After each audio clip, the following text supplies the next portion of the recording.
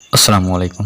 اس video میں آپ کو قانون مفرد اعضاء کے مطابق تمباکو میں سرطان پیدا کرنے والے یعنی کینسر پیدا کرنے والے اجزاء کی اقسام بتائیں گے اور تمباکو نوشی کا مزاج اور اس کے نقصانات بتائیں گے۔ قانون مفرد اعضاء کے مطابق انشاءاللہ آپ کو اتھینٹک معلومات دیں گے اور نکوٹین جو کہ تمباکو میں پایا جاتا ہے اس کے بارے میں انشاءاللہ آپ کو آگاہی دیں گے۔ لیکن تمباکو میں سرطان پیدا کرنے والے وہ اجزاء جو براہ راست ڈائریکٹ کینسر یعنی سرطان پیدا کر دیتے ہیں انہیں کارجینوسنک کہتے ہیں۔ ان میں نکوٹین ایک اہم کردار ادا کرتا ہے۔ تمباکو میں پایا جانے والا یہ جزو نکوٹین ایک ایسا زہریلا مادہ ہے جس کا 70 ملی گرام کا ٹیکہ بھی کسی شخص کو مارنے کے لیے کافی ہے۔ یہ دیکھیں ملی گرام کی بات ہو رہی ہے، یعنی 1 گرام میں 1000 ملی گرام ہوتے ہیں۔ تو یہ حساب لگائیں آپ کہ 1 گرام کا کتنا کم حصہ ہے، تو کسی شخص کو مارنے کے لیے کافی ہے۔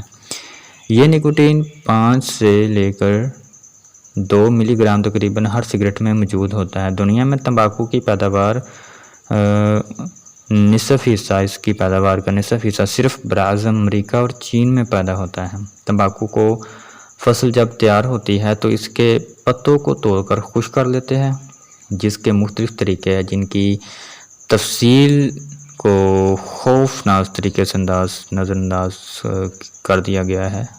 بہرحال خون میں پائی جانے والی نکوٹین کی مقدار اس کا تعلق تمباکو کی قسم، سگریٹوں کی تعداد اور دھوئیں کی مقدار سے ہے جس سانس کے ذریعے اندر انسان کھینچتا ہے۔ جو شخص زیادہ دیر تک دھوئیں کو اندر سے رہنے دے گا وہاں پر یہ امکان موجود ہے کہ یہ نکوٹین 90% تک اس کے خون میں تحلیل ہو جائے گی۔ اس کے برعکس جو شخص دھوئیں میں زیادہ زور سے نہیں کھینچتا، دھوئیں کو زیادہ زور سے نہیں کھینچتا یا زیادہ دیر تک دھوئیں کو اپنے اندر نہیں رکھتا، تو اس کی سرسری تمباکو سے 10% تک نکوٹین اس کے خون میں تحلیل ہو سکتی ہے۔ بہرحال یہ میں نے آپ کو بتا دیا کہ نکوٹین کتنی خطرناک ہو سکتی ہے۔ کسی انسان کو ختم کرنے کے لیے صرف 70 ملی گرام کا انجیکشن ہی کافی ہے۔ اسی طرح میں نے آپ کو یہ بھی بتا دیا کہ جو شخص زیادہ دیر تک دھوئیں کو اندر رکھتا ہے اس کی کتنی مقدار خون میں شامل ہوتی ہے، اور جو شخص کم ٹائم تک جو سگریٹ نوشی یا تمباکو کا دھواں ہوتا ہے وہ اپنے اندر رکھتا ہے تو اس کو کتنی نکوٹین کی کتنی مقدار خون میں شامل ہوتی ہے۔ اب آپ سماعت فرمائیں تمباکو، سگریٹ، نکوٹین کا مزاج، یعنی اس کا مزاج کیا ہے۔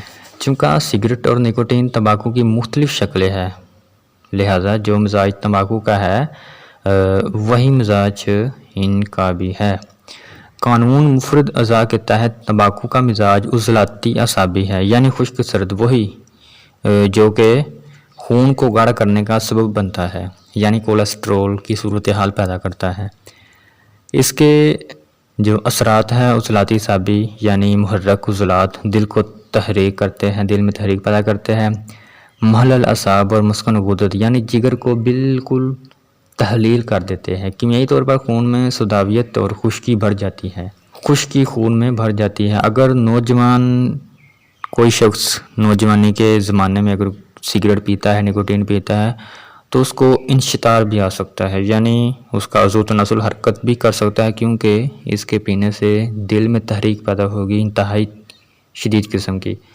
تو اس تحریک کے رد عمل کے طور پر جب خون کی رفتار تیز ہو جائے گی، شریانوں میں خون تیزی سے حرکت کرے گا تو ایٹومیٹکلی عضو تناسل کی طرف بھی خون جائے گا اور وہ عضو تناسل حرکت میں آ جائے گا۔ اس کے خواص یہ ہے کہ حابس رطوبت، بلغم، محلل اعصاب ہے، تھوڑی مقدار میں ہاضم، ملین، قبض کشا اور مسکن درد ہے، کیونکہ یہ خون کو گاڑھا کرتی ہے اس لیے درد کو رفع کرتی ہے۔ تمباکو کا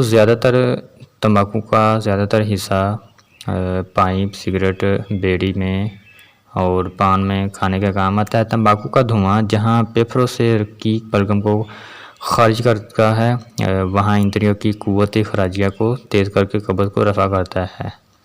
یہ اس کے صرف تھوڑے سے فوائد ہیں، لیکن تمباکو نوشی کے نقصانات بہت زیادہ ہیں۔ तंबाकू को मुंह में चुबाने से थूक बहुत निकलती है। आदत ना होने से इसकी थोड़ी सी मिकदार भी ज़ौफ़ तारी कर देती है। जी मतलाता है, सर घूमता है, कसरत से सर्द पसीना आता है, नब्ज़ बैठ जाती है, जिसके बाद अक्सर मौत वाक़या हो जाती है। सर्द पसीने का मतलब है कि जिस्म में इंतहाई शदीद किस्म की उज़लाती या असाबी तहरीक पैदा हो गई है और जिगर बिल्कुल सुकून में है। अगर सर्द पसीने आए तो फ़ौरी तौर पर दिल को तहरीक देनी चाहिए, फ़ौरी तौर पर दिल को जिगर की तरफ हरकत देनी चाहिए, यानी उज़लाती गुद्दी मिजाज की ग़िज़ा दवा वगैरह देनी चाहिए ताकि दिल मज़बूत हो, तेज़ से हरकत करे और खून की जो सर्कुलेशन है वो पूरे जिस्म में पहुंच सके। इस तरह इंसान को मौत होने से बचाया जा सकता है। तंबाकू के मुसलसल इस्तेमाल से दिमाग, दिल, मैदा और फेफड़ों पर बहुत बुरा असर पड़ता है।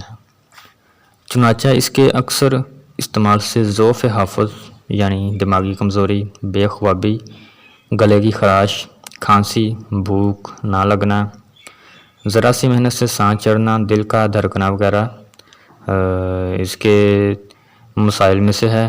उसके बाद नाबालगों में इसके असरात ज़्यादा नुमायाँ महसूस होते हैं, जिसकी सबसे बड़ी वजह यह होती है कि नाबालग और छोटे बच्चों की नशोनुमा के लिए रतूबत ग़िज़ा की वाफ़र मिकदार में ज़रूरत होती है ताकि इनका जिस्म नशोनुमा पाकर मुकम्मल और तवाना हो सके और हैवान होकर जवानी की नेमतों से मुस्तफ़ीद हो सके। माशाअल्लाह।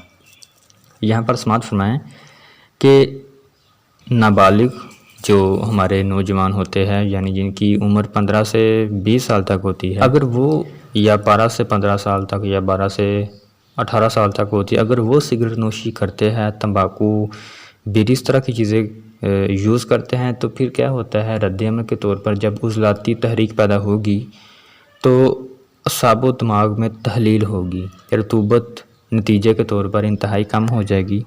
जब रतूबत कम हो जाएगी, ठीक है, जब रतूबत कम हो जाएगी तो चूँकि इस उम्र में रतूबत इंतहाई ज़रूरी होती है, रतूबत ग़िज़ा की ज़रूरत होती है जो कि नेचुरली तौर पर इंसान के जिस्म में होती है।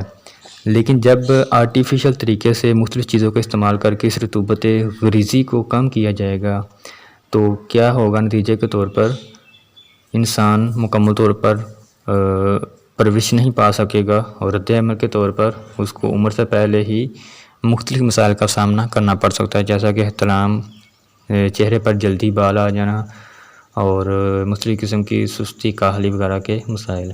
लेकिन अगर इन्हें ज़्यादा गोश्त, मुर्गन ग़िज़ाओं के साथ तंबाकू खाने की भी आदत पड़ जाए तो इनमें कबल अज़ वक्त जवानी के हालात से दो चार हो जाते हैं। ये मैं आपको बता देता हूँ।